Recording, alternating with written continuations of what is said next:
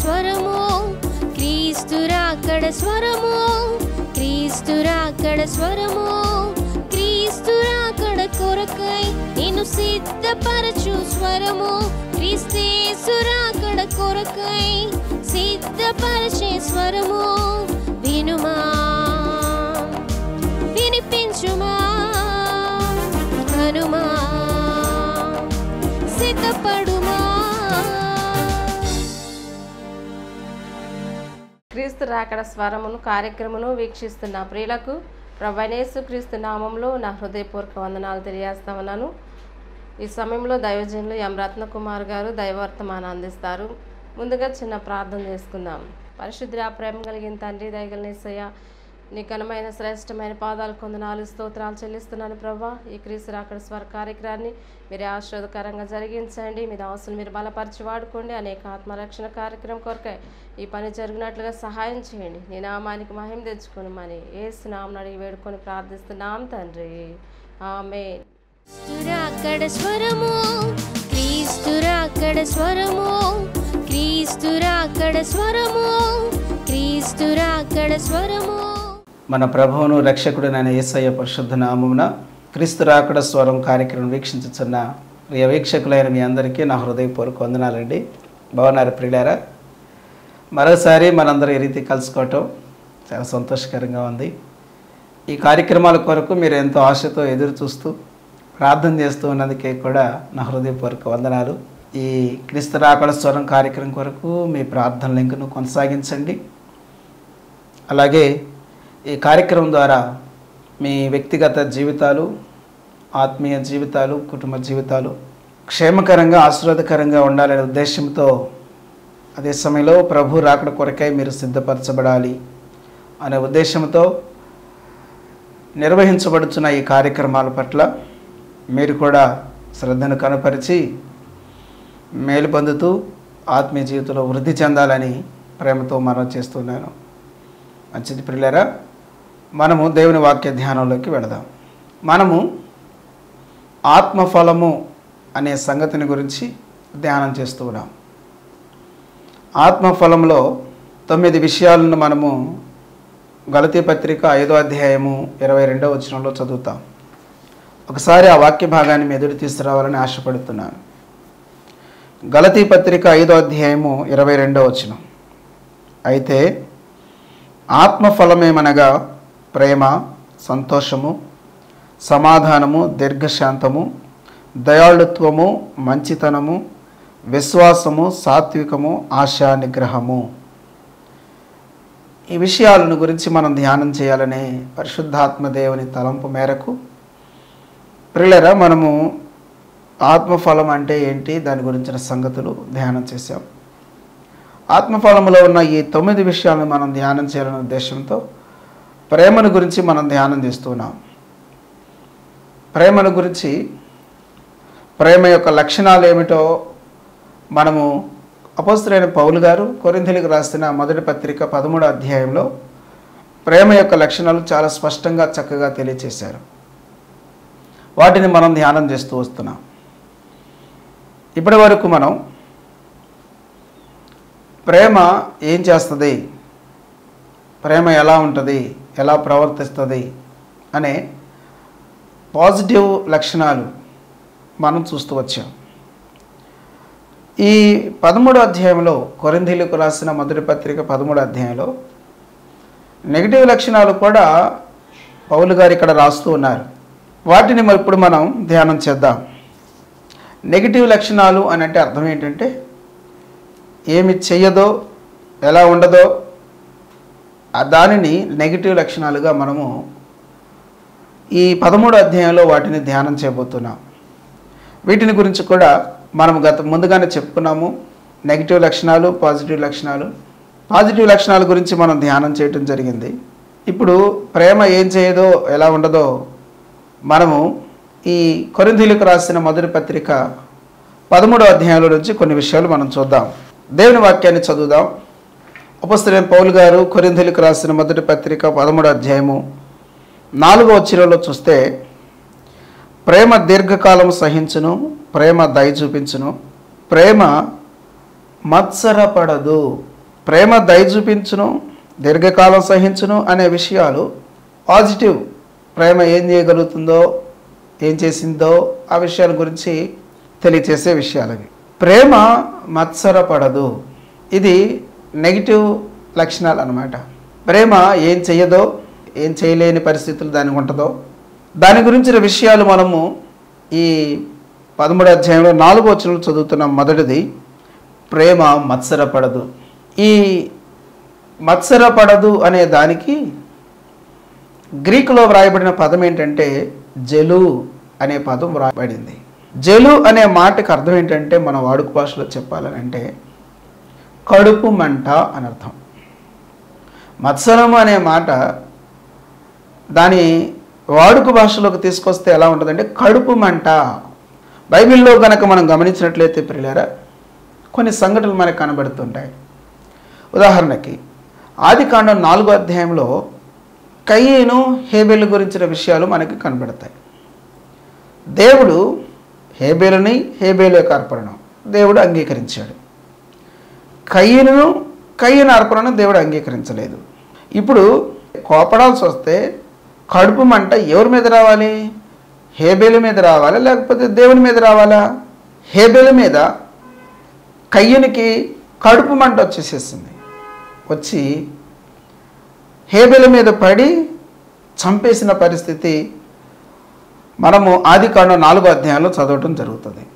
ఇంకా మనం బైబిల్లో గమనించినట్లయితే యోసేపు ఆయన అన్నలో వీళ్ళు చేసిన పనులేంటి? యోసేపు మంచి వస్త్రాలు ధరించినందుకు, యోసేపుకు దేవుడు యోసేపు యొక్క భవిష్యత్తును చూపించినందుకు, దానికి కూడా వీళ్ళకి కడుపు మంట వచ్చేసేసి ఎంత బాధ పెట్టాలో అంత బాధ పెట్టారు. వాళ్ళ యొక్క కడుపు మంట చల్లార్చుకున్నారు. ఎంతగా వేధించారో, ఎంతగా ఇబ్బంది పెట్టారో, ఏకంగా అమ్మి వేసేసేసుకున్నారండి. తమ్ముడిని అమ్మి వేసుకున్నారు. అంత కడుపు మంట వచ్చేసేసింది యోసేపు అంటే. ప్రియమైన దేవుని బిడ్డలారా, ఇంకా మనం గమనించినట్లయితే దానియేలు జీవితంలో కూడా ఇటువంటి పరిస్థితులు మనకు కనబడతాయి. దానియేలు అధికారులు. దానియేలు జీవితం చాలా అద్భుతమైనది. మనం చదువుదాం, చూడండి. దానియేలు గ్రంథం 6వ అధ్యాయము 4వ వచనాన్ని చదువుదాం. అందుక ప్రధానులను అధిపతులను రాజ్యపాలన విషయంలో దానియేలు మీద ఏదైనా ఒక నింద మోపవలన ఉండి తగిన హేతువు కనిపెట్టుచుండిరి గాని దానియేలు నమ్మకస్తుడై ఏ నేరమైనను ఏ తప్పైనను చేయువాడు కాడు గనుక దానియేలులో తప్పైనను లోపమైనను కనుగొనలేకపోయిరి అని చదువుతున్నాం. దానియేలు ఎంత అద్భుతమైన జీవితాన్ని జీవించాడో మనం ఇక్కడ చదువుతున్నాం. దానియేలులో ఒక తప్పు కానీ, ఒక లోపం కానీ, అవిధేయత కానీ, తిరుగుబాటు స్వభావం కానీ ఎక్కడా కూడా దానియేలు జీవితంలో మనకి కనపడట్లేదు. మనం కాదు. ఆ రోజున అతనిని ఒక డిటెక్టివ్ గనక పరిశోధన చేస్తున్నప్పుడు ఎక్కడ క్లూ దొరికిద్దా, ఎక్కడ అవకాశం దొరికిద్దా అని వెతుకితే ఎక్కడో చోట దొరికింది. డిటెక్టివ్ పరిశోధకుడు పరిశోధించినట్లుగా పరిశోధించారు దానియేలు జీవితాన్ని. దానియేలు ఎంత గొప్పవాడు అని అంటే తన జీవితంలో తప్పైనను లోపమైనను నేరమైనను ఏమీ లేని జీవితాన్ని జీవించాడు. కడుపు మంట తట్టుకోలేకపోయారు. ఇక ఎక్కడ దొరుకుతాడు అని అంటే ఇతను దేవుని విషయంలో మాత్రమే దొరుకుతాడు, ఇంకే విషయంలో దొరకడు అని చెప్పేసేసి రాజుగారి దగ్గర దానియేలు మీద చాడీలు చెప్పి మనం రాజుగారి మనసును మార్చలేమని ఒక శాసనం పుట్టించి దానియేలుని సింహబోన్లో వేయించడానికి ప్లాన్ చేశారు. ఆ ప్లాన్ సక్సెస్ అయింది, చక్కగా వేయించారు. కానీ దేవుడు వాళ్ళ యొక్క ఆలోచనను కొంచెం కూడా సఫలం కాకుండా ఆశ్చర్యకరమైన కార్యాన్ని దానియేలు పట్ల జరిగించినట్లుగా చూస్తాను. వారు ఊహించింది ఒకటి, అక్కడ జరిగింది మరొకటి అన్నట్లుగా దానియేలు జీవితంలో చూస్తాం. దానియేలు వృద్ధి చెందటం, దానియేలు యథార్థంగా ఉండటం, దానియేలు పరిశుద్ధంగా ఉండటం, నమ్మకముగా ఉండటం అనేది వారికి నచ్చలేదు. ఎంత ఆశ్చర్యం అండి. ఒక డ్యూటీ చేస్తూ ఉన్నప్పుడు, ఒక బాధ్యతాయుతమైన పనిలో బాధ్యతలో ఉన్నప్పుడు నమ్మకత్వం చాలా విలువైంది కదా. దేవుని బిడ్డలారా, మనము కయ్యను హేబేలు గురించి చెప్పుకున్నాం, యోసేపు అన్నల గురించి చెప్పుకున్నాం, బాగానే ఉంది. దానియేలు అధికారులు, హేబేలు నమ్మకమైన జీవితం, దేవునికి ఇష్టమైన అర్పణ కలిగిన వ్యక్తిగా కనబడుతున్నాడు. యోసేపు నమ్మకమైన వ్యక్తిగా, పరిశుద్ధమైన వ్యక్తిగా కనబడుతున్నాడు. దానియేలు నమ్మకమైన వాడు, పరిశుద్ధమైన జీవితం జీవించినవాడు, లోపము తప్పు లేని జీవితాన్ని జీవించినాడు.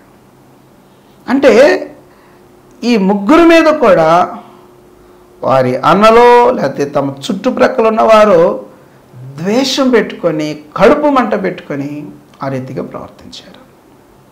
అయితే వినండి దేవుని బిడ్డలారా, ఇంత మాత్రమే కాకుండా స్వయాన యేసుక్రీస్తు వారి జీవితాన్ని కనుక మనం గమనించినట్లయితే, ఏకంగా యేసుక్రీస్తు వారి మీద పరిసయ్యుల గుంపు కడుపు మంటతో ప్రవర్తించిన తీరు మనకి కనబడుతుంది.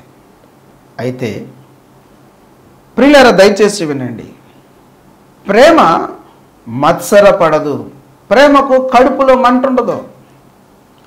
వీరి కడుపులో మంట దేనికి? అన్యాయంగా ప్రవర్తిస్తే కడుపులో మంట, అక్రమంగా ప్రవర్తిస్తే కడుపులో మంట, దోచుకోవటం, అబద్ధాలు ఆడటం, మోసాలతో కూడిన జీవితాన్ని చూస్తే కడుపులో మంట వస్తే అది చాలా మంచి విషయం. నమ్మకత్వాన్ని బట్టి, పరిశుద్ధతను బట్టి, యథార్థతను బట్టి ఒకడికి కడుపులో మంట వచ్చిందంటే అది ఎంత ప్రమాదకరమైంది. పరిచయులు యేసు ప్రభు వారి మీద మత్సరపడి ఆయన విషయంలో కడుపు మండిన వారే ఎంత దారుణమైన పరిస్థితికి ఒడిగట్టారో మనకు తెలుసు కదా. దాని ఫలితం ఏంటో మనకు తెలుసు కదా. క్రీస్తునందు ప్రియులారా, అదే అగాపే ప్రేమతో నిండిన వ్యక్తులు ఆ ప్రేమ యొక్క లక్షణాన్ని తమ జీవితంలో కలిగి ఉంటారు. ఏంటిదనంటే వారి జీవితంలో మత్సరముతో కూడిన స్వభావం ఉండనే ఉండదు. హేబేలు లాంటి వారిని ప్రోత్సహించేవారిగా, ఇంకను వారికి తోడుగా ఉండేవారిగా, వారిని బట్టి దేవుని స్తుతించే రీతిగా ఉంటారు. యోసేపు వంటి వారిని బలపరిచే రీతిగా, యోసేపు వంటి వారికి అండగా ఉండేటట్లుగా ఉండడానికి ఇష్టపడతారు. దానియేలు లాంటి వారిని ప్రోత్సహించే రీతిగా, వారిని బట్టి సంతోషించే రీతిగా అగాపే ప్రేమ ఉన్న వ్యక్తులు వ్యవహరిస్తారు. అగాపే ప్రేమ ఉన్న వ్యక్తులు యేసయ్య పాదాల చెంత తమ జీవితాన్ని ధారపోస్తారు. అంతేగాని మత్సరపడటం, ఎవరైతే నమ్మకంగా, పరిశుద్ధంగా, యథార్థంగా, దైవచిత్తానుసారంగా జీవిస్తున్నారో వారిని గురించి అసూయ చెందటం, కడుపు మండటం, మండిపోవటం అనేది ప్రేమ లేని జీవితానికి గుర్తై ఉన్నది. కానీ ప్రేమ మత్సరపడనిది అని దేవుని వాక్యంలో మనం చదువుతున్నాం. జలు అనేది మనకు తెలియచేస్తున్న సత్యం ఏమిటి అని అంటే అది కడుపు మంట, అది మంచిది కాదు అని మనకు తెలియచేస్తూ ఉంది. రెండవది మనం చూద్దాం. కొరింథీయులకు రాసిన మొదటి పత్రిక 13వ అధ్యాయము 4వ వచనంలో ప్రేమ దీర్ఘకాలము సహించును, దయ చూపించును, ప్రేమ మత్సరపడదు, ప్రేమ మత్సరపడదు అనే విషయాన్ని ధ్యానం చేశాం. రెండవది, ప్రేమ డంబముగా ప్రవర్తింపదు అని చూస్తున్నాం. ప్రేమలో ఉన్న నెగిటివ్ లక్షణాలు, ఏమి చేయదో ఏమి చేయలేదో తెలియచేసే లక్షణాల్లో రెండవది ఏమిటి అని అంటే అది డంబముగా ప్రవర్తింపదు. డంబము అనే పదానికి గ్రీకులో వాడబడిన పదం ఏంటంటే ప్రియులారా, పియో పేరియుటై అనే పదాన్ని గ్రీకులో వాడటం జరిగింది. అగాపే ప్రేమ పియో పేరియుటై అనగా డంబముగా ప్రవర్తింపదు అని ఇక్కడ మనం చదువుతున్నాం.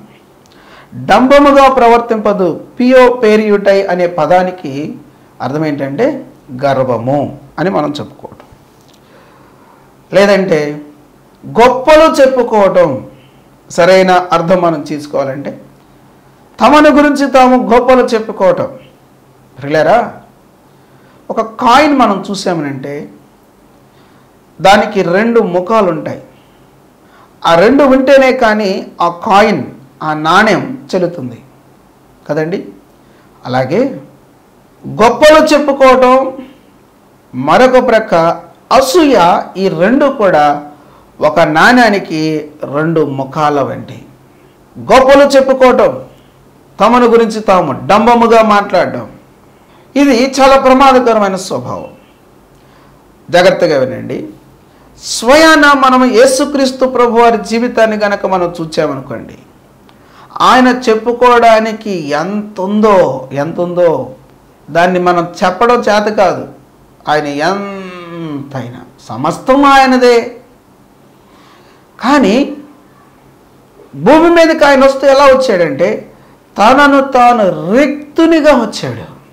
మొత్తం పోగొట్టుకొని మాయం చేసేసి కాదు, వాటన్నిటినీ ఉపయోగించుకొనడానికి అవకాశం ఇవ్వకుండా అవేవి లేని వాని వలె భూమి మీదకి వచ్చాడు. ఆయన తనను తాను రిక్తునిగా చేసుకున్నాడు.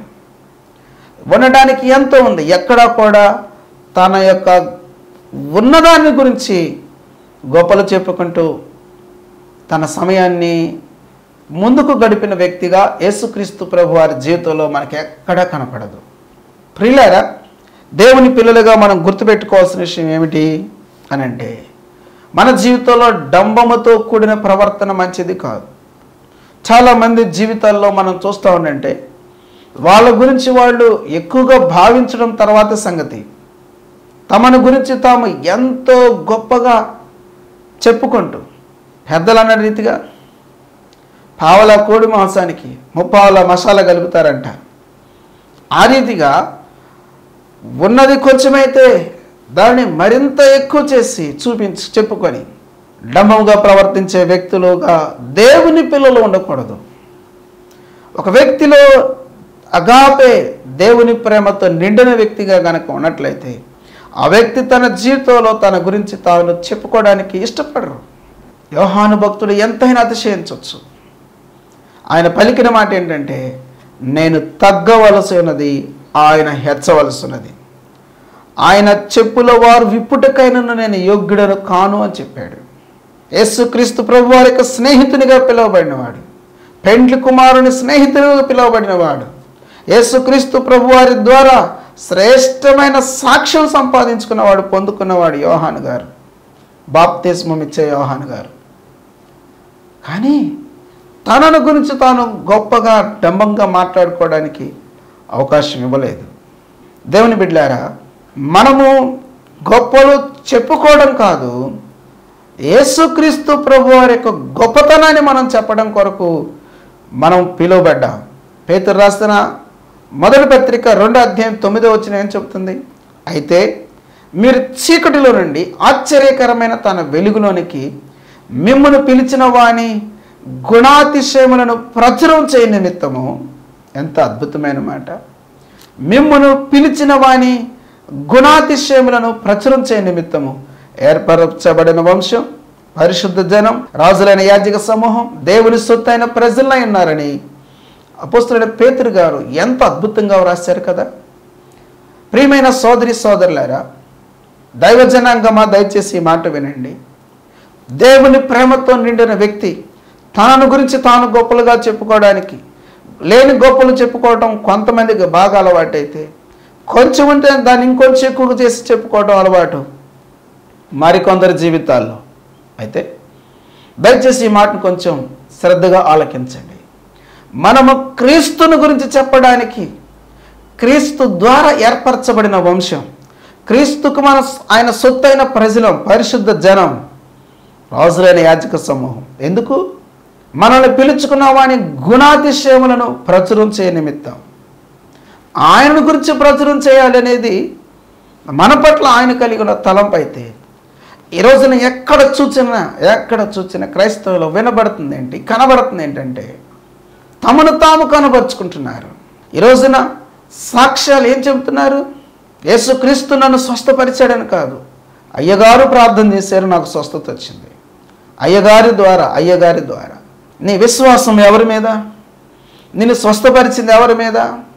అపోస్తలుడైన పౌలు గారు కానివ్వండి, బర్నబా కానివ్వండి, పేతురు కానివ్వండి, భక్తులు కానివ్వండి, మేము మీ వంటి వారము అన్నారు. క్రీస్తునందు ప్రియులారా, దయచేసి వినండి. ఈ రోజున మనల్ని కాదు మనం ఎక్స్పోజ్ చేసుకోవాల్సింది. క్రీస్తును మన లోకానికి ప్రచురం చేయాలి, క్రీస్తును లోకానికి ప్రకటించాలి. మనుష్య కుమారుడు పైకెత్తబడాలి. మనం కాదు పైకెత్తబడాల్సింది, మనం కాదు కనిపెడాల్సింది. క్రీస్తు ద్వారా జీవితాలు బాగుపడతాయి కదా.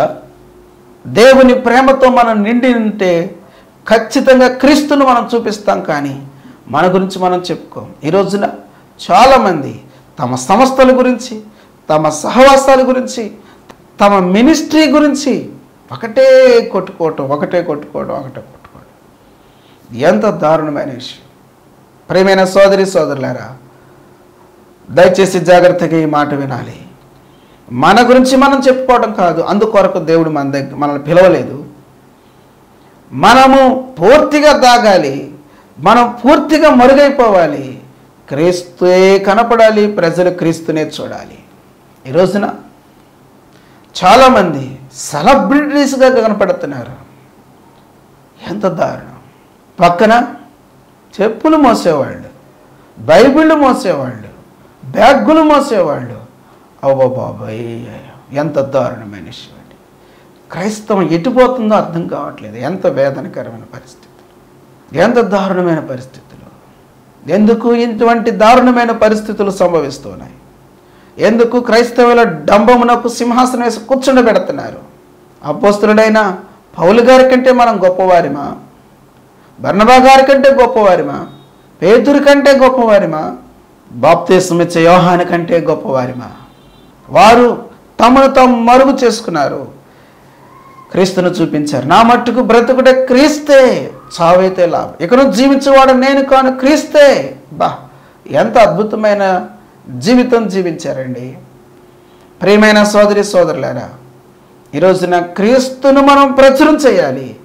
అది ఎప్పుడు జరుగుతుందంటే క్రీస్తు ప్రేమతో నింపబడితే ప్రజలకు క్రీస్తును చూపిస్తాం.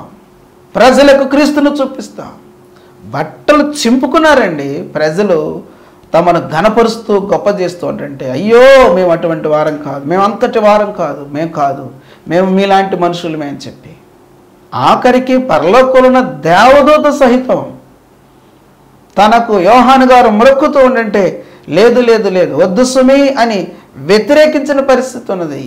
సోదరి సోదరులారా, జాగ్రత్త. మనము చాలా ఈ విషయాలు గుర్తుపెట్టుకోవాలి, చాలా జాగ్రత్తగా మనము వ్యవహరించాలి. ఈ రోజున క్రీస్తు ప్రేమ మాత్రమే ప్రజల జీవితాలు మార్చుతుంది. క్రీస్తు ప్రేమతో నిండిన వారంగా ఉంటే మనల్ని కనుపరుచుకోవడానికి కాదు, కానీ క్రీస్తును చూపించడానికి మనం వేగిరపడేవారుగా ఉంటాము అనే సంగతిని ఈ సమయంలో నేను జ్ఞాపకం చేస్తున్నాను. డంబము అనేది దేవుని పిల్లలమైన మన జీవితంలో ఉండడానికి వీలేదు. దేవుని వాక్యం ఏం చెబుతుందో ఆ మాటను చదువుదాం. యాకోబు పత్రిక 4:16 నేను మీ ఎదుటి తీసుకురావడానికి ఆశపడుతున్నాను. ఇప్పుడైతే మీరు మీ డంబముల యందు అతిశయపడుచున్నారు. ఇప్పుడైతే మీరు మీ డంబముల యందు అతిశయపడుతున్నారు. ఎంత దారుణం, ఎంత ఘోరం. నీ గొప్పతనాల కోసం కాదు ప్రభు నిన్ను పిలిచింది. నీ గొప్పతనాలను ప్రజలకు చూపించడం కొరకు, చెప్పుకోవడం కొరకు దేవుడు నిన్ను పిలవలేదు. నిన్ను పిలిచింది దేనికోసం అని అంటే క్రీస్తును చూపించడానికి, క్రీస్తు యొక్క గొప్పతనాన్ని చెప్పడానికి దేవుడు మనల్ని పిలుచుకున్నాడు, ప్రభు మనల్ని పిలుచుకున్నాడు. కానీ డంబంలో ఏదో అతిశయపడేవారుగా మనం ఉంటున్నామని వాక్యం చెబుతుంది. ఇప్పుడైతే మీరు మీ డంబముల యందు అతిశయపడుతున్నారు. వాక్యం ఎంత ఖరాఖండిగా మాట్లాడుతుందో, ఎంత స్పష్టంగా మాట్లాడుతుందో, ఎంత తేటగా మాట్లాడుతుందో పరిశుద్ధ గ్రంథం మనతో. పరిశుద్ధాత్మ దేవుడు ఇక్కడ అంటున్నాడు, ఇట్టి అతిశయమంతయు చెడ్డది. దేవుడి వాక్యం ఎంత స్పష్టంగా చెప్తూ ఉండంటే ఏంటి మన అతిశయాలు? వింత వింత వస్త్రాలు కనబడుతున్నాయండి. ఈ రోజున వింత వింత పోకడలు కనబడుతున్నాయండి. తమను తాము గొప్ప చేసుకుంటున్న పరిస్థితులు. చివరికి పరిస్థితులు ఎలా మారిపోయినాయంటే వాక్యాన్ని చంపి బోధలు చేస్తున్న పరిస్థితి వచ్చేసేసింది. మృతమైన పరిస్థితులు కలుగు చేస్తూ ఉన్నారు. చాలా ప్రమాదకరమైనది ఇది. ప్రియులారా, భక్తులు ఏడ్చారు, భక్తులు రోధించారు. ప్రభువా, నేను కనపడకూడదు, నన్ను కనపడనియొద్దు, ప్రజలు నిన్ను చూడాలయ్యా అని ప్రజల దగ్గరికి వెళ్ళక మునుపు దైవజనులు కన్నీరు కార్చారు. ప్రియమైన సోదరి సోదరులారా, క్రీస్తు మన జీవితాల్లో కనపడాలి, ప్రజలు మనలో క్రీస్తును చూడాలి. క్రీస్తును మనం చూపించే జీవితం మన జీవితంలో అవసరమైంది. అటువంటి శ్రేష్టమైన జీవితాన్ని జీవించాలని ప్రభు మన యందు ఆశ కలిగి ఉంటుంటే చెడ్డ అతిశయాలతో మనము ఏమి సాధించాలనుకుంటున్నాం? ఇది అపవాది తంత్రం కాదా? అపవాది యొక్క మోసం కాదా? నేడు అపవాది గుడ్డితనం కలుగు చేయటం కాదా ఇది? ప్రియులారా, మనల్ని మరుగు చేసుకొని క్రీస్తును చూపించి క్రీస్తు దగ్గరకు ప్రజలను మనము తీసుకొని రావాల్సిన వారమైన మన దగ్గరికి కాదు, నీవైనా నేనైనా మనం ఎవరమైనా సరే అందరం కలిసి కట్టాల్సింది క్రీస్తు సామ్రాజ్యాన్ని. వ్యక్తిగత సామ్రాజ్యాలను కాదు, మన సామ్రాజ్యాలు కట్టుకోవడం కొరకు దేవుడు మనల్ని పిలవలేదు. క్రీస్తు సామ్రాజ్యాన్ని మనం స్థాపించాలి. క్రీస్తు యొక్క రాజ్యాన్ని మనం, దేవుని రాజ్య నిర్మాణంలో పాలిభాగస్తులం, పనివారం. అందరం చేయి కలిపి క్రీస్తును చూపించి లోకాన్ని క్రీస్తు దగ్గర తీసుకొచ్చి దేవుని రాజ్యాన్ని కట్టాలి. దేవుని రాజ్య సంబంధులుగా ప్రజలను మనం మలచవలసిన బాధ్యత మనకున్నది కదా. అపవాది చేతిలో బంధించబడిన ప్రజలను, అపవాది యొక్క బంధకాల్లో ఉన్న ప్రజలను, గురిడితనంలో కొట్టుమిట్టాడుతున్న ప్రజలను క్రీస్తు దగ్గరకు తీసుకుని రావాల్సిన బాధ్యత మన భుజస్కంధాలపై మోపబడితే ఈ రోజున అపవాది యొక్క గురిడితనంతో సొంత రాజ్యాలు కట్టుకున్న పరిస్థితి దాపురించటం ఎంత సిగ్గుచేటు, ఎంత విచారకరం.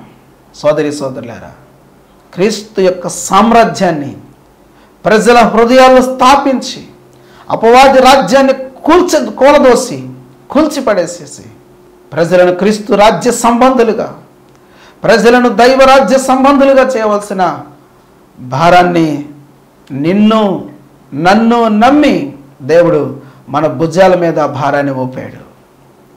ఆయన రాజ్యాన్ని స్థాపించడం కొరకు ఆయన రాజ్యపు తాళపు చేతులు పేతురు గారికి ప్రభు ఇచ్చారు. ఆ తాళాలు తీయబడ్డాయి, ఆ ద్వారాలు ఇంకా తెరవబడి ఉన్నాయి. మనము చేర్చాల్సింది దేవుని రాజ్యంలోనికి, మన రాజ్యాల్లోనికి కాదు. ప్రజలు వెంబడించాల్సింది మనల్ని కాదు, ప్రజలు నమ్మాల్సింది మనల్ని కాదు. క్రీస్తును నమ్మాలి, క్రీస్తును వెంబడించాలి, క్రీస్తు యేసు సంబంధులుగా జీవించాలి, క్రీస్తు సహవాస సంబంధికులుగా జీవించాలి. ఇది దేవుని యొక్క ఉద్దేశం. అట్టి కృప పరిశుద్ధాత్మ దేవుడు మనకందరికీ సమృద్ధిగా దయచేసి దీవించునుగాక. అట్టి అగాపే ప్రేమతో మనల్ని నింపి దీవించునుగాక. ప్రార్థన. ప్రేమగల తండ్రి, నీకు వందనాలు. విత్తబడిన ప్రతి మాటకు మీరు నిరికెట్టి ఫలింపచేసి ఆ ప్రకారంగా జీవించుటకు సహాయం చేసి మహిమ పొందండి. ఈ కార్యక్రమాన్ని వీక్షించిన ప్రతి ఒక్కరిని దీవించండి దేవా. నాతో సహా మమ్మల్ని అందరినీ నీ ప్రేమతో నింపి నీ సామ్రాజ్య నిర్మాణికులుగా మమ్మల్ని చేసి దీవించమని, దారి తప్పకుండా క్రమం తప్పకుండా నాయనా నీ రాజ్య పనిలో సంపూర్ణంగా నిమగ్నమైనట్లు సహాయం చేసి దీవించి మహిమ పొందుతారని. అనారోగ్యాలతో వారిని మీరు ముట్టి స్వస్థపరచండి, నెమ్మది లేని వారికి నెమ్మది దయచేయండి. ఎట్టి అవసరతలు కలిగి ఉన్నారో అట్టి అవసరతలను తీర్చి దీవించి భద్రపరిచి నీ రాకడ కొరకై రాజ్యం కొరకై మమ్మల్ని అందరినీ సిద్ధం చేయుదురని యేసయ్య నామమున ప్రార్థన చేసి స్తోత్రాలు అర్పించి వేడుకొంచున్నాం తండ్రి. ఆమేన్. త్రియేక దేవుని దీవెన, శాంతి, సమాధానం ఇప్పుడు ఎల్లప్పుడు సదాకాలం మనందరికీ తోడయండి. మనలందరినీ తన రాకడ కొరకై సిద్ధపరిచి భద్రపరచును గాక. ఆమేన్. Praise the lord.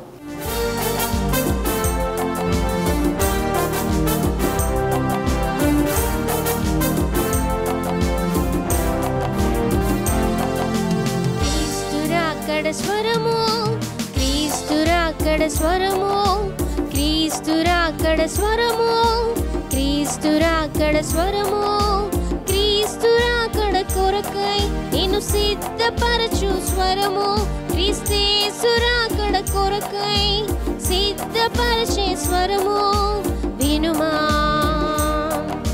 వినిపి